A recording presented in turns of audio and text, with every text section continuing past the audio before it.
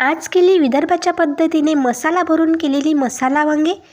अशी छान टेस्टी चमचमीत मसाले वांगे झालेले आहेत. बघू शकता तुम्ही किती मस्त झालेले आहेत. कलरसुद्धा आणि चवीला तर एकदम भन्नाटच झालेले आहेत. नमस्कार, मी भारती होम किचन्समध्ये आपले खूप खूप स्वागत आहे.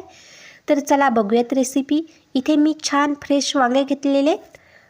बघा, अशा पद्धतीने जर वांगे बघून घेतले म्हणजे जो पांढरा भाग राहतात वांग्यामध्ये, सामोरून पांढरा वगैरे दिसते, त्याच्यामध्ये जास्त बिया राहतात.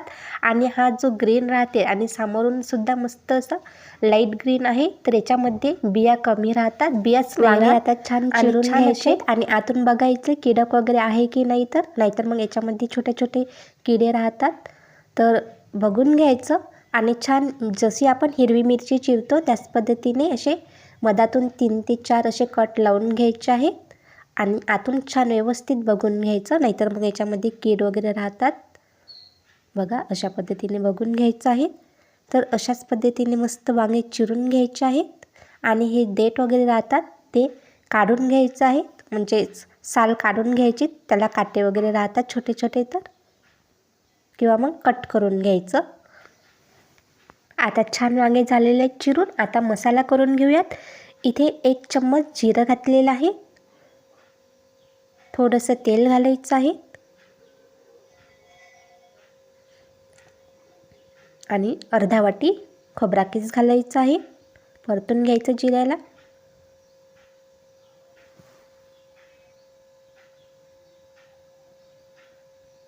खूप छान झणझणीत भाजी होते आणि एकदम मस्त चवीला. तर 2-3 चम्मच मी इथे छोटे चमच्याने 3 चम्मच ते घातलेले आहेत. धने घातलेले आहेत 2 चम्मच आणि डाळवा घातलेला आहे 2 चम्मच. तुम्ही डाळवा वगैरे नसेल तर बेसनसुद्धा घालू शकता मसाल्यामध्ये 1 चम्मच. आता छान भाजून घ्यायचं आहेत कमी आचेवर. आता भाजून झालेलं आहेत. आता मिक्सरला छान बारीक करून घ्यायचं आहे. याच्यामध्ये अर्धा वाटी शेंगदाणे घालायचे आहेत भाजलेले, म्हणजे 2-3 चम्मच. आणि छान मिक्सरला बारीक करून घ्यायचा आहे मसाला. आता मसाला बारीक करून झाला आहे. आता या मसाल्यामध्ये मीठ घालायचं आहे. संपूर्ण भाजीचं मीठ इथेच वापरणार आहेत, नंतर नाही वापरणार आहेत. लसूण अद्रकची पेस्ट 1 चम्मच, बारीक चिरलेला कांदा 1 वाटी बारीक चिरायचा आहे. आणि घरी केलेला गोडा मसाला घालायचा आहे. हा व्हिडिओ मी अपलोड केलेला आहे, तुम्ही बघून घ्या, किंवा मग याच्या खाली मी लिंक लावेल, बघून घ्या. खूप छान झालेले आहेत मसाल्याची चव आणि मसालासुद्धा. जर तुमच्याकडे हा गोडा मसाला नसेल घालायचा, तर तुम्ही सेपरेट मग जिरे पावडर, धने पावडर घालायचं आहे.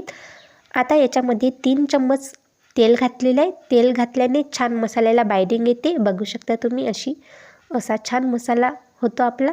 आता छान वांग्यामध्ये मसाला भरून घ्यायचा आहे. बघा, अशा पद्धतीने छान वांग्यामध्ये मसाले भरून घ्यायचे आहेत. तुम्ही कशा पद्धतीचे मसाले वांगे करतात तर ते मला कमेंट्समध्ये सांगा.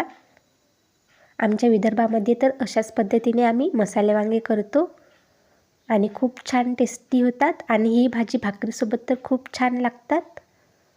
आता मस्त मसाले भरून झालेले आहेत वांगे, बघू शकता.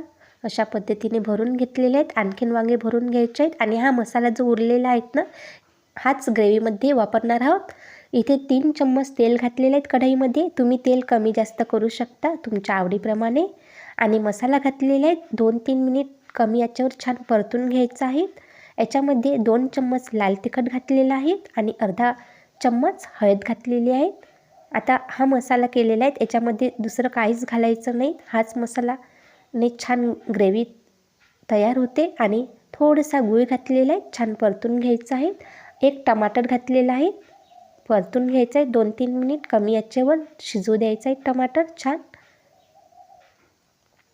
आता टमाटर वगैरे छान शिजलेले आहेत.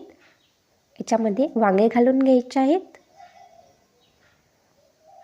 आणि मस्त परतून घ्यायचं आहे. 5 ते 6 मिनिट कमी आचेवर शिजून घ्यायचे आहेत. आणि मध्ये मध्ये हलवत राहायचं आहे, नाहीतर मग ते लागू शकतात, जळू शकतात. बघा, अशा पद्धतीने परतत राहायचे आहेत मध्ये मध्ये.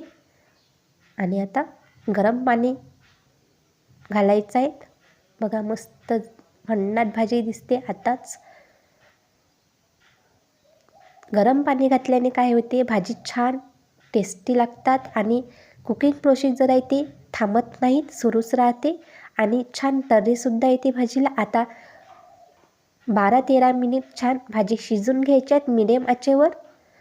बघा असा मस्त भाजी झालेली आहे, शिजतसुद्धा आलेली आहेत. ऑलमोस्ट भाजी तयार झालेली आहे.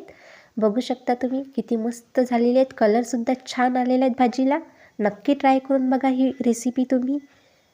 पाहुणे वगैरे आले किंवा मग आपण आपल्यासाठी सुद्धा करू शकतो. आणि ही भाजी भाकरीसोबत सर्व केलेली आहेत, खूप छान लागतात. तुम्ही ही भाजी भाकरीसोबत, पोळीसोबत किंवा भातासोबतही खूप छान लागतात.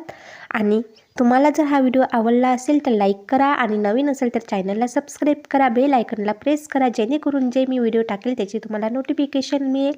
व्हिडिओ बघितल्याबद्दल खूप खूप धन्यवाद. आणि हां, तुम्हाला जर हा व्हिडिओ आवडला असेल तर मला नक्की कमेंट्स बॉक्समध्ये सांगा कसा वाटला तो. आणि पुन्हा भेटूयात नवीन रेसिपीसोबत. तोपर्यंत स्वस्त राहा, मस्त राहा, खात राहा. Bye bye.